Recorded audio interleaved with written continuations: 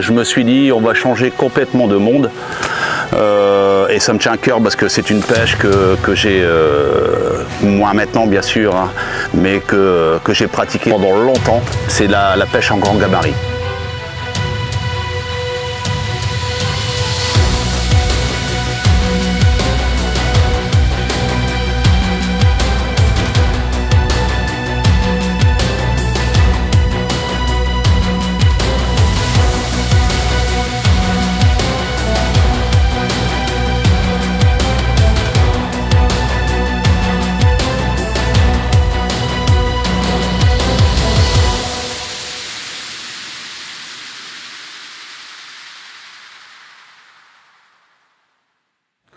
Bonjour à tous, je suis très heureux de vous accueillir au bord de l'eau pour cette nouvelle vidéo en compagnie du maestro Emilien Cabaret qui se trouve forcément derrière l'objectif.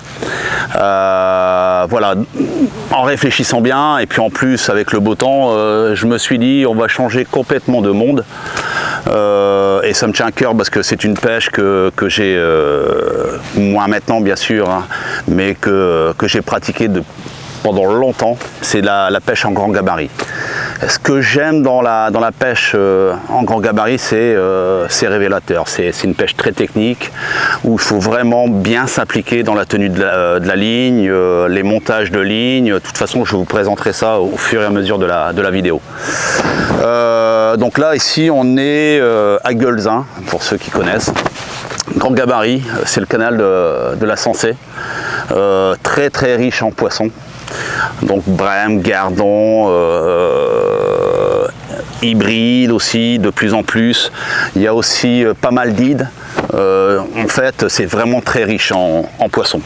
Donc là, pourquoi c'est difficile? C'est le temps.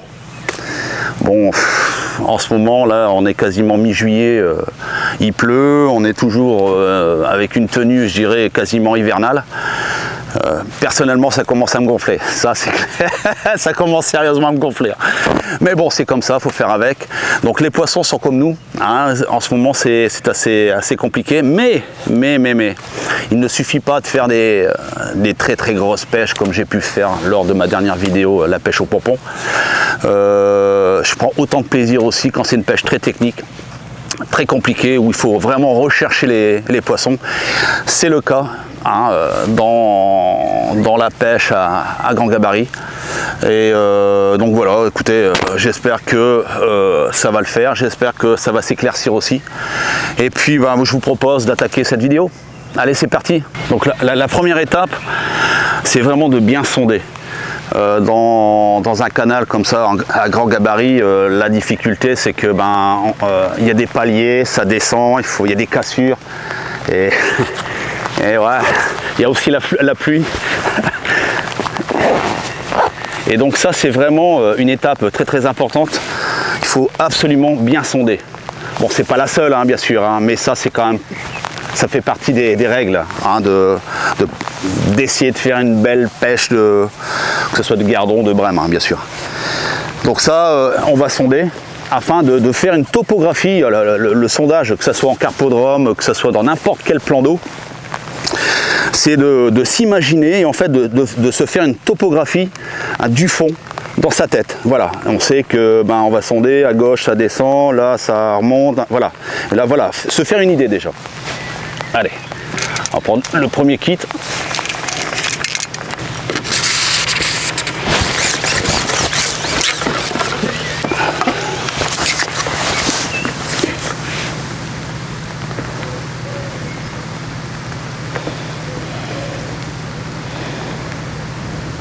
Bon là j'ai mis du fond au hasard, donc là j'ai bien sûr trop de fond.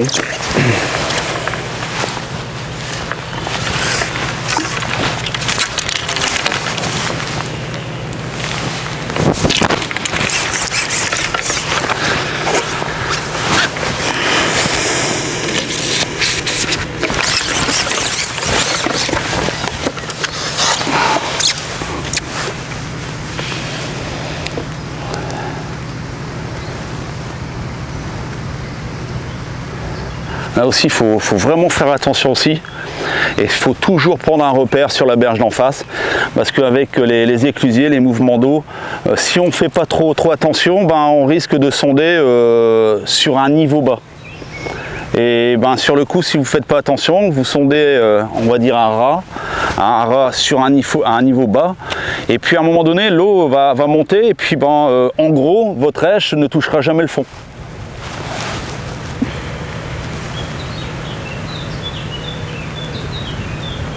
Donc là, on peut s'apercevoir une chose, c'est que ça descend. Regardez bien. Donc là, je suis en bout de canne.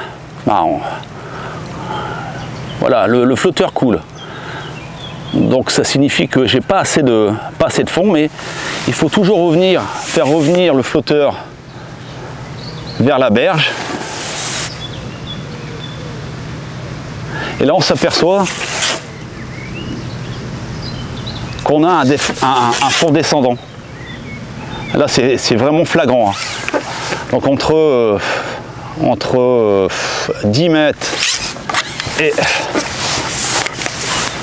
on va dire 12 mètres, parce que là je tends mon bras, donc là je vais pêcher à 11,50 mètres, c'est vrai que j'avais oublié de le préciser. Ici en gabarit ça sert à rien, ça sert à rien, c'est un grand mot quoi, mais avec la navigation 11,50 mètres c'est vraiment la distance je dirais de référence. Et là en bout de bras, mon flotteur coule, donc ça signifie que j'ai une pente qui est quand même assez importante. Là aussi il faudra se dire dans sa tête, comme ça descend, il faudra mettre les boules comme il faut pour pas que ça déroule. Parce que si vous amorcez pas la bonne distance, ce qui va se produire, c'est qu'en fait l'amorce elle va glisser et le poisson, au lieu de l'avoir à 11 mètres, à 11,50 mètres, hein, ben, le poisson sera à peu près entre 12 et 13 mètres. Et bon, en fait vous allez pêcher complètement à côté de la zone d'amorçage. Donc ça c'est vraiment important hein, de savoir. Donc là, vers la berge, de gauche à droite. Si ça peut arriver que ben, sur la gauche ça descend ou ça monte. Donc là on voit quand même que sur la gauche ça remonte un peu. Voilà, ça remonte un peu, c'est pas alarmant quoi, mais ça remonte un peu. C'est toujours bien de le savoir.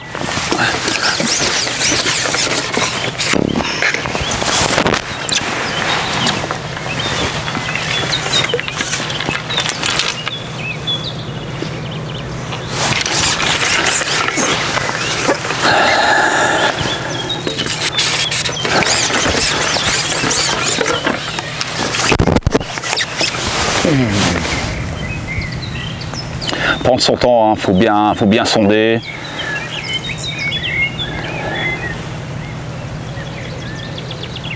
Voilà, là le flotteur il est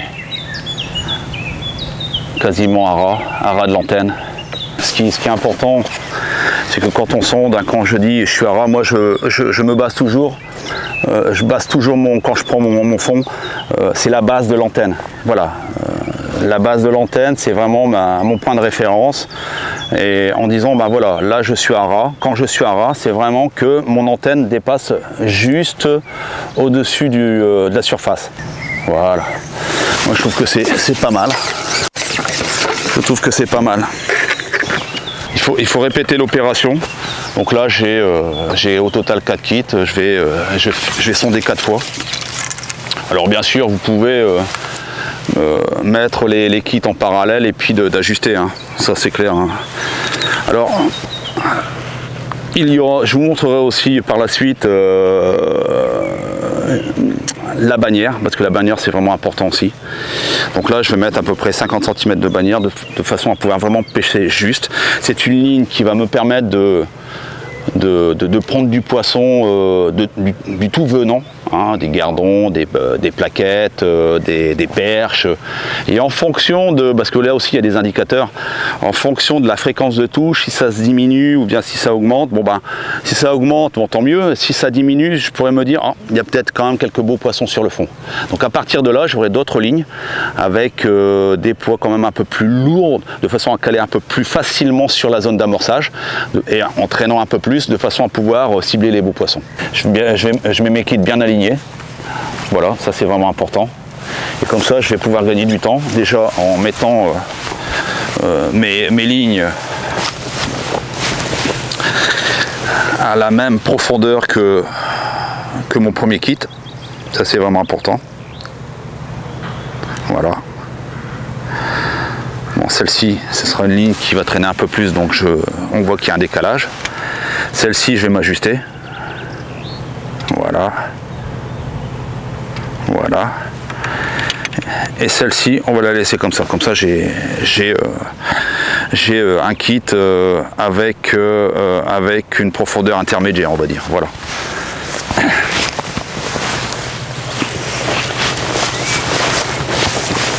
Mais n'empêche que je vais ressonder quand même. Ça, il faut toujours, pour vraiment être sûr. On ne sait jamais. Ok, ça marche. Donc là, j'ai fini la première étape qui consistait à sonder correctement, se mettre dans la tête la topographie du fond. On va passer à la deuxième étape, l'amorce. Vous présenter l'amorce que je vais utiliser pour cette vidéo. Et puis par la suite, je vous montrerai d'autres choses. Voilà, c'est parti. Donc là, j'ai fait à peu près 16 litres d'amorce. Bon, il y a de la navigation, des mouvements d'eau. Bon, j'ai quand même pêché 4 heures à peu près. Donc s'il y a vraiment des grosses péniches qui passent, je dois pouvoir avoir assez pour pouvoir refaire un coup correctement. Donc là, j'ai décidé de couper la poire en deux. Alors là, j'ai du fouillis russe, hein, que je claque directement dans l'amorce, hein, je m'embête pas, hein, je prends le batteur. Et je m'amuse pas à essayer de le décoller, parce que du russe, pour pouvoir décoller du russe, il faut y aller, quoi. Voilà. Donc voilà, j'en ai pas mis énormément parce qu'après je vais incorporer du français. Là on voit bien la granulométrie, coriandre, TTX, voilà, c'est une belle amorce. Très très belle amorce. Donc là, concernant le français, donc là c'est difficile avec le temps. Donc là ce que je vais faire, je vais le décoller. Donc là on voit bien la différence, hein. Regardez ici entre du français, où je l'ai mis, hein, ouais. et le russe. Vous voyez, là il y a une différence. Là ici c'est un verre qui bouge énormément, qui est très très attractif.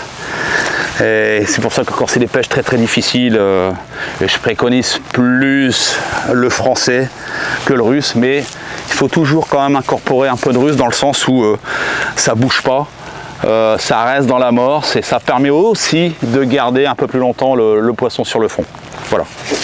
Donc là je vais le décoller. Alors pour moi décoller le fouillis, c'est de l'argile que j'ai séchée, hein, que j'ai tamisée. Voilà.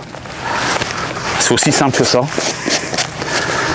Alors, vous pouvez prendre de la fécule de pommes de terre ou du polenta, tout ce que vous voulez, mais moi j'utilise l'argile. Voilà, regardez bien. Vous voyez pas la différence? C'est magnifique. Ça c'est beau. Vous voyez? C'est vraiment beau. Par rapport à ça, voilà, on dirait que c'est du chewing-gum, quoi. C'est pour ça que je préfère le pulvériser avec un batteur. Voilà, donc là je vais une bonne poignée dans l'amorce avant de faire ça, parce que comme je vous ai présenté,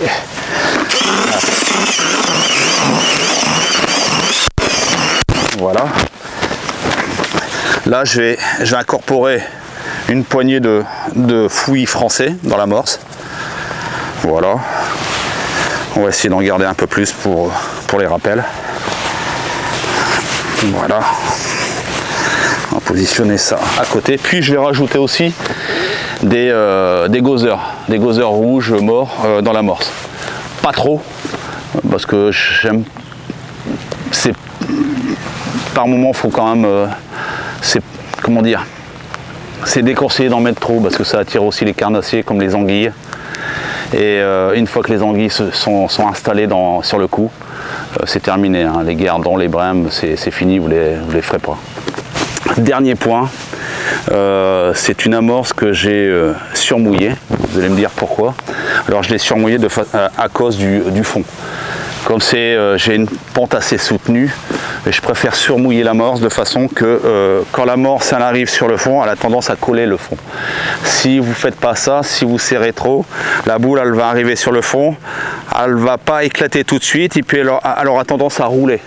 Et ben forcément vous allez décaler votre zone de pêche tout simplement. Allez, c'est parti pour l'amorçage. Faire attention au positionnement de la canne. Donc je sais que là j'ai une pente qui est descendante, je ne vais pas amorcer en bout de canne. Hein, voilà, si vous faites ça, c'est terminé. Le poisson sera forcément au-dessus, c'est-à-dire au lieu de retrouver des poissons à 11 mètres, 11 mètres 50, ben, le poisson aura tendance à être décalé 13 mètres, voire même plus loin.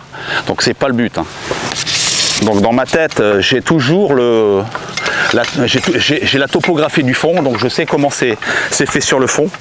Je pose la canne sur le support. Voilà. Donc là, voilà, je me mets une réserve. Donc là, la canne, elle fait 11 mètres 50. Et je me mets une réserve de, je vais amorcer à peu près à 10 mètres 50. Comme ça, les boules, elles vont descendre. Elles vont arriver sur le fond et puis elles vont rester là, elles vont s'étaler un petit peu, mais ça c'est pas très grave. Hein. Ça va s'étaler un petit peu, ça va commencer à travailler et c'est terminé, ça bougera plus.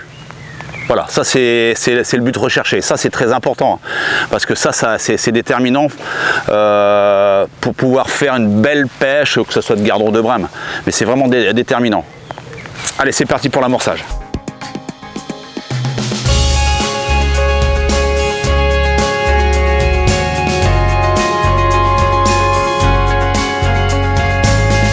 Voilà, c'est fait, c'est parti pour la troisième étape, les éches et la ligne que je vais utiliser au démarrage. Allez, c'est parti. Donc là, concernant les éches, ben, pas très compliqué. J'ai deux sortes de vers de vase, donc des vers de vase russes et des vers de vase français. Voilà. Donc russes, je les utilise surtout pour pouvoir bien charger l'hameçon. Hein, dans le cas où je rechercherai les brèmes, que ben, elles seraient en activité, c'est beaucoup plus facile de charger l'hameçon avec des vers de vase russes. Concernant les vers de vase français, là c'est différent. Là c'est un vers de vase que je vais utiliser justement quand ça devient beaucoup plus difficile, recherche de gardons, bien sûr aussi les brèmes, mais ce sera pour moi plus les gardons. Donc ça c'est la partie vers de vase. La partie asticot, donc ici jamais les blancs, jamais.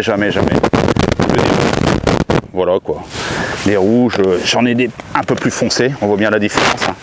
Bon, ceux-là sont en moitié morts, ça marche très bien aussi. Et les gardons répondent très bien aux gothers rouges, donc régulièrement fonder une quinzaine d'asticots régulièrement de façon à pouvoir prendre les gardons. En tout cas, ça c'est le départ. Allez, c'est parti. Donc là, je vais prendre la ligne la plus fine. Je vais mettre un gother rouge. Hein. J'ai mis un hameçon de 20. Et on va faire une passe pour voir un petit peu comment ça se comporte sur le fond. Donc là, bien sûr, quand j'ai amorcé, hein, j'ai oublié de le préciser tout à l'heure, je me fais toujours un repère par rapport à la berge d'en face. Là, c'est le poteau hein, d'en face hein, qui me sert de repère. Donc je sais qu'à cet endroit-là, j'ai mis mon amorce. À peine peine mis la touche.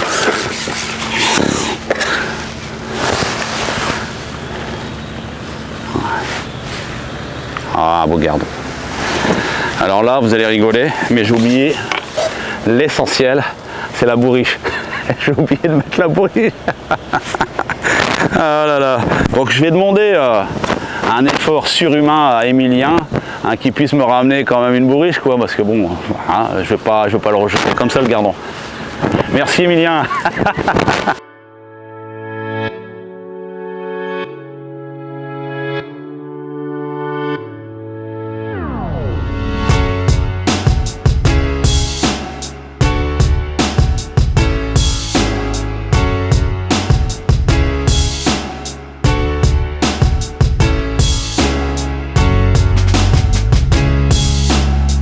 Sous le soleil des tropiques, ta ta na na na na.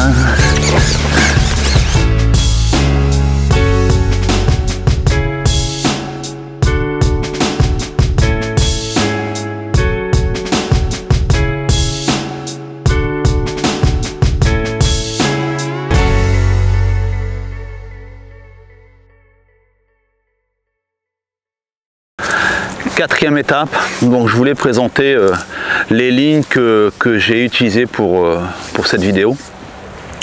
Donc en fait, j'ai pris 2 sortes de lignes. Donc les 2 premières, c'est des lignes avec des flotteurs boules, avec des antennes plus ou moins grosses. Le but c'était en fait de traîner un maximum et d'aller chercher avec plus de bannières bien sûr, puis d'aller les chercher derrière. Donc pour cela j'ai pris, non c'est pas cela, j'ai pris la première ligne, c'est un flotteur de 2 grammes. L'élastique j'ai mis, j'adore pêcher avec du 1,4 creux encore. Vous voyez, c'est très souple. C'est très linéaire dans l'élasticité. Il y a moins d'à-coups, je trouve ça vraiment top. Donc en termes de plombage. Donc la ligne en fait j'ai fait légèrement en queue de rat avec un plan de touche de 5 et un plan intermédiaire, de façon que ma ligne, une fois qu'elle se présente sur le fond, elle descend tout doucement et elle vient se plaquer sur le fond, je dirais sur la pente. Donc en fait, la remarque aussi, c'est que mon plan de touche il est assez haut. Alors pourquoi? Parce que on est dans un endroit quand même où la pêche elle est relativement difficile. Il faut quand même présenter une neiche qui arrive sur le fond naturellement. C'est pour ça que volontairement j'ai mis mes plombs plus haut. Comme ça, la ligne, elle se présente, c'est ce que je disais tout au début. Vous présentez la ligne, vous maintenez la ligne de façon à pouvoir, et ça faut l'imaginer dans sa tête, hein, de façon à pouvoir présenter le plus naturellement possible lèche sur le fond. Donc ça c'était ma 2 grammes.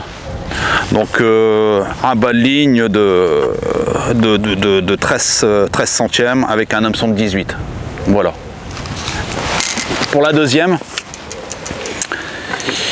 donc là j'ai mis une ligne un peu plus forte. Donc là c'est un flotteur toujours en boule de 3 grammes.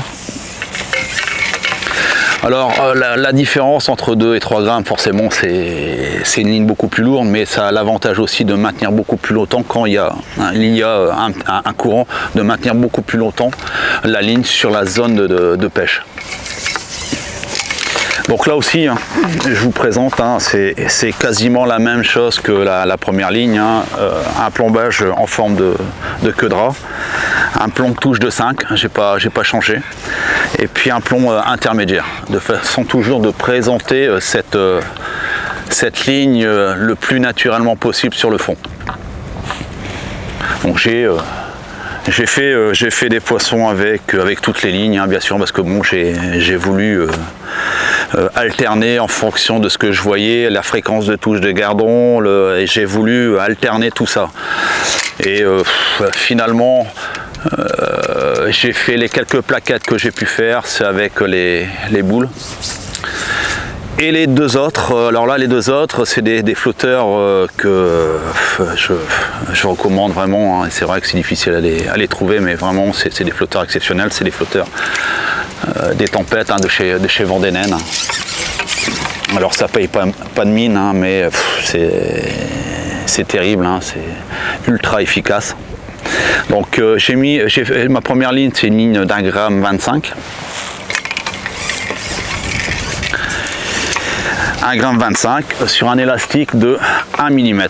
C'est vraiment très bien quand c'est des pêches ultra compliquées, qu'il faut gratter les quelques guindons qui se trouvent dans la zone. Ça, au ferrage, ça amortit très bien. Franchement, un super élastique. Et ça vieillit bien en plus. Voilà. Donc là, sur ma ligne d'1,25 g, toujours le même procédé. Mais là, par contre, j'ai mis un plomb beaucoup plus petit, un plomb numéro 8. J'ai ma masse de plomb qui est là, puis un plomb intermédiaire, de façon toujours à présenter le plus naturellement possible l'edge sur le fond. Donc effectivement, le bas de ligne, il est beaucoup plus fin. L'hameçon, il est beaucoup plus fin. Là, j'ai mis un hameçon de taille 20 sur un bas de ligne de 10 centièmes. Voilà, là c'est vraiment la ligne qui va me permettre de déclencher les quelques poissons qui se trouvent dans la zone. Puis j'ai pris le même flotteur, mais bien sûr un peu plus lourd. Alors là ici c'est un élastique slick de 1,2. Voilà, de 1,2. Il va super bien, il est beaucoup plus, je dirais, dur que le creux, forcément. C'est ce qui m'a permis aussi de faire les 3/4 de ma pêche avec des beaux gardons, des gardons de 80 grammes, 70 grammes, qui me permettaient justement de lever le poisson. Parce qu'un élastique trop tendre, je ne pourrais pas faire ce que j'ai fait, et vous le verrez dans la vidéo. Voilà, donc là c'est un flotteur de 1,50 g. Et là aussi, ce que j'ai fait, c'est dégressif, hein, avec ma masse de plomb qui se trouve à peu près beaucoup plus haut que les autres lignes, de façon à pouvoir profiter de toute cette couche d'eau, parce que c'est une ligne que j'ai utilisée pour pêcher l'asticot. Donc comme j'ai grainé régulièrement sur ma zone, donc ça m'a permis d'exploiter un maximum cette couche d'eau, hein, c'est-à-dire entre la masse de plomb et l'hameçon. Et j'ai fait les 3/4 de ma pêche avec cette ligne. Voilà, c'est vraiment une superbe ligne, c'est un super flotteur, c'est des super élastiques. Je me suis éclaté, malgré le temps vraiment désastreux, mais bon, c'est comme ça, c'est le Nord. Avant de vous présenter ma pêche, n'oubliez pas de vous inscrire, hein, sur la page Matrix, aussi sur YouTube, sur Matrix Fishing TV. Franchement, c'est une tuerie. Vous avez toutes les vidéos de nos consultants, des superbes pêches. C'est très bien expliqué, très technique. Si vous voulez vraiment progresser très vite, et je vous conseille vivement de vous abonner. Bien sûr, sur la page Matrix, vous avez forcément, à force de l'expliquer, tous les newsletters en avant-première, les jeux concours, les vidéos en avant-première, très riche en informations, et puis c'est totalement gratuit. Donc franchement, il faut vous inscrire.